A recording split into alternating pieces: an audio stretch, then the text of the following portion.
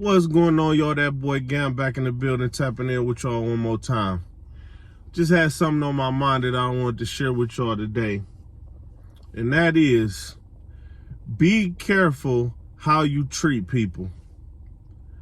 People might not always remember your name, but they remember how you made them feel, whether good or bad. You might see them same people later on in life. You might need them people later on in life. You never know. You know what I'm saying? Or the good things you did for people might come back and work in your favor. For example, I remember when I was probably about 19, 20 years old, I used to perform and go on the road, like regional tours and stuff like that, with Gucci Mane and a few other artists. And during that time, I remember, we was struggling artists. You know how they say starving artists? We was starving artists, man. We'd get a little bit of money here and there. A lot of times we was waiting on the money. We was getting a runaround for the money, just all kind of stuff. It was difficult to make money, but at the same time, we wasn't working jobs all the time and doing stuff like that because we was always traveling and we couldn't be held to a set schedule like that. So the life of a starving artist, you know what I'm saying? Now, during this time, we was on the road with Gucci Mane.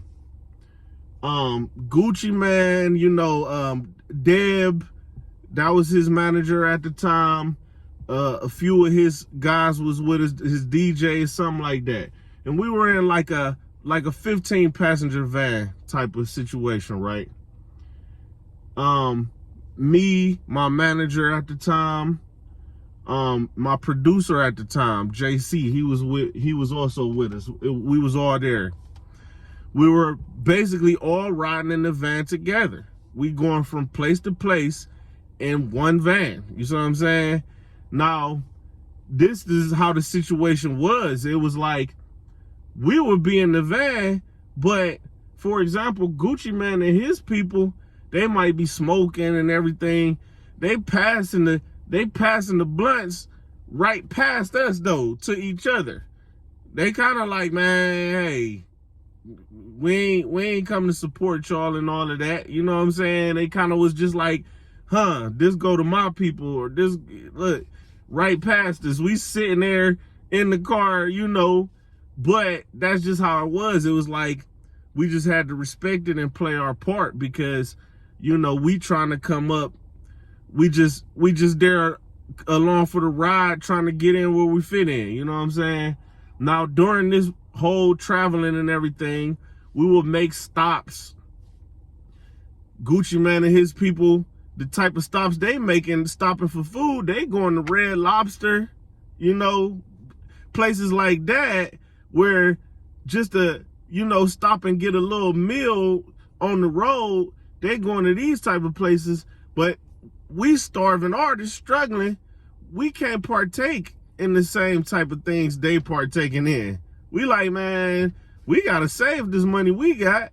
We can't be going and splurging like them. So they go inside, we stay in the van. You know what I'm saying? That type of thing. They go in to eat, we ain't going in with them. We stand in the van. This is just real talk. A lot of people don't understand this lifestyle and how it actually is, but that's how it was sometimes. We would stay in the car, they would go in and eat a meal. You know what I'm saying? Now, the thing was, I remember Gucci Mane noticed that we weren't getting out to go in the restaurant with them. So the next time we stopped at a gas station, right? We stopped at the gas station. The gas station had a Wendy's connected to it. Now, when we stopped at the Wendy's at the gas station, once again, me and my producer, we don't even get out to go to the Wendy's because we got a plan almost like, man, we just gonna thug it out till we get to the destination. Then we gonna get our stuff or whatever, because we really have to strategize like this, man. It's hard times like that. So I remember that moment when everybody got out to go in the gas station and we didn't get out that time. Gucci Mane, the guy who is the star in this moment, this whole scenario, he's the star. He comes back to the van by himself, opens up the door, sees us in there. He like, man, what's going on? Like, what y'all ain't eating? Y'all ain't about to get nothing or that? So we like, man, nah, we good. We just, we don't want to tell them really what's going on with that. We ain't got money like that, but we just saying, well, we good. We good. But he could tell, we young guys, man. We teenagers almost still. We 19, 20 years old or whatever. He like, man, nah, for real, man. Come on, man. I got y'all. Man. I'll buy y'all some food and stuff. Y'all ain't got to be sitting in here and not eating and all that. I got y'all. Come on. Y'all can come in with me. And in that moment, we was like, what? Like, we thinking that even though it's not it's not the money that matters. We're going into Wendy's. Wendy's is not expensive. It wasn't the money that mattered. It was the fact that he still thought about us enough to come back on his own to be like, man, I ain't about to just keep eating in front of y'all and stuff. Like, come on, y'all can come. I'm going to get y'all whatever y'all want. So we go in there. We inside the place with him. We standing there with Gucci Mane. Like, we standing in the gas station, Wendy's, with Gucci Mane. And we two young guys, we looking up to him. This is at the height. This is when he was on his come up. The very freaky girl, get it from my mama. All those songs, that time, that was the time when he was really making his come up. And so we just in there with him like it's normal, chilling. He get the food for us. We sit down, we eating with everybody and all of that. You know what I'm saying? We get back in the car, we finish our business, but from that point on, it made me look at him differently because he didn't have to do that. He didn't have to think about us. He barely even knew us. He didn't have to help us out, but it was just the thought that counted, and now from that point on, anytime somebody would say something negative about Gucci Mane or this or that and everything he did and all of that, I would never want to talk bad about him because, yeah, he was, he used to be doing some wild stuff back then, and we was with him. We was around for some of that wild stuff he was doing. But at the same time, he still had enough kindness in his heart to help out two struggling young guys who was just trying to make it in the music industry too.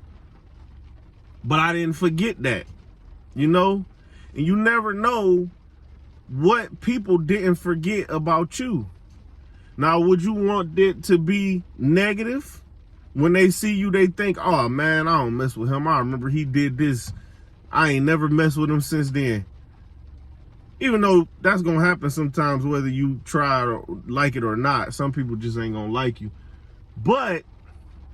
Or it can be the opposite, where they think about you and they like, man, I always rock with him. I remember he did this for me, man, and I appreciated that so much. Or I remember he said this to me, and I needed to hear that at that time.